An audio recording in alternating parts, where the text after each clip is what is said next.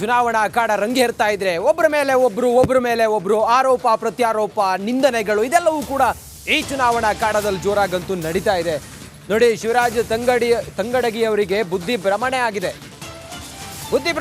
ಶಿವರಾಜ್ ತಂಗಡಗಿ ಅವರಿಗೆ ರಿಪಬ್ಲಿಕ್ ಕನ್ನಡಕ್ಕೆ ಮಾಜಿ ಸಚಿವ ಸಿ.ಟಿ. ರವಿ ಅವರು ಹಿಂಗಂತ ಹೇಳಿಕೆಯನ್ನು ಕೊಟ್ಟಿದ್ದಾರೆ. ಚುನಾವಣಾ ಅಖಾಡ ರಂಗೇರ್ತಾ ಇದೆ. ಇದ್ರ ನಡುವೆ ನೋಡಿ, ತಾಕತ್ತಿದ್ರೆ ಬಿಜೆಪಿ ಕಾರ್ಯಕರ್ತರನ್ನ ಮುಟ್ಟಿ ನೋಡ್ಲಿ ಅಂತೇಳಿ ಹೇಳಿದ್ದಾರೆ ಶ್ರೀರಾಮುಲು. ಶಿವರಾಜ್ ತಂಗಡಗಿ ಅವರಿಗೆ ಬುದ್ಧಿ ಭ್ರಮಣೆ ಆಗಿದೆ, ನಮಗೆ ಅವರ ಅಪ್ಪನ ರೀತಿ ಉತ್ತರ ಕೊಡುವುದು ಕೂಡ ಗೊತ್ತು ಅಂತ ಹೇಳಿದ್ದಾರೆ ಸಿ.ಟಿ. ರವಿ ಅವರು. ಶಿವರಾಜ್ ತಂಗಡಗಿ ಅವರಿಗೆ ಗೂಂಡಾ ಅಂಥೇಳಿ ಸಿ.ಟಿ. ರವಿ ಅವರು ವಾಗ್ದಾಳಿಯನ್ನು ಮಾಡಿದ್ದಾರೆ. ಕಪಾಳ ಕೊಡಿನಿಯನ್ನವ್ರನ್ನ ನೀವು ಸಚಿವ ಸಂಪುಟದಲ್ಲಿ ಇಟ್ಕೊಳ್ಳೋದೇ ಒಂದು ಅಪರಾಧ. ಗುಂಡಾ ಪಟ್ಟಿಯಲ್ಲಿ ಇಟ್ಟು ಜೈಲಿಗೆ ಕಳಿಸ್ಬೇಕಾಗಿತ್ತು. ನೀವು ಅವ್ರನ್ನ ಸಚಿವ ಸಂಪುಟದಿಂದ ತೆಗೆದುಹಾಕಬೇಕು ಅಂತೇಳಿ ನಾನು ಅವ್ರನ್ನ ಆಗ್ರಹ ಮಾಡ್ತೇನೆ.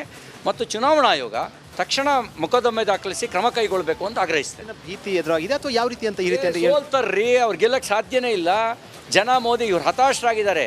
They are all upset. ಹಾಗೆ ಅವ್ರಂಗೆ ಮಾತಾಡ್ತಿರೋದು. ಇಲ್ಲಾಂದರೆ ಮಾನ್ಯ ಮುಖ್ಯಮಂತ್ರಿಗಳು ಮನೆ ಹಾಳಾಗಲಿ ಅನ್ನೋ ಪದ ಪ್ರಯೋಗ ಮಾಡೋದು, ಇವ್ರು ಕಪಾಳ ಕೊಡಿರಿ ಅನ್ನುವಂಥದ್ದನ್ನ ಹೇಳೋದು, ಇವೆಲ್ಲವೂ ಕೂಡ ಬುದ್ಧಿ ಸರಿ ಇದ್ದರೆ ಯಾರು ಹೇಳ್ತಾರಾ?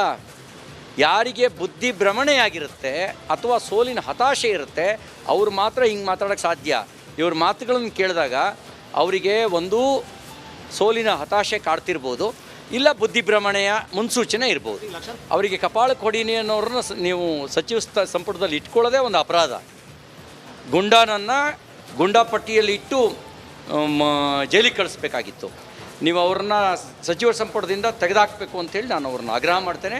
ಮತ್ತು ಚುನಾವಣಾ ಆಯೋಗ ತಕ್ಷಣ ಮೊಕದ್ದಮೆ ದಾಖಲಿಸಿ ಕ್ರಮ ಕೈಗೊಳ್ಳಬೇಕು ಅಂತ ಆಗ್ರಹಿಸ್ತೇನೆ. ಭೀತಿ ಎದುರಾಗಿದೆ ಅಥವಾ ಯಾವ ರೀತಿ ಅಂತ ಈ ರೀತಿ ಸೋಲ್ತಾರ್ರಿ, ಅವ್ರು ಗೆಲ್ಲಕ್ಕೆ ಸಾಧ್ಯನೇ ಇಲ್ಲ.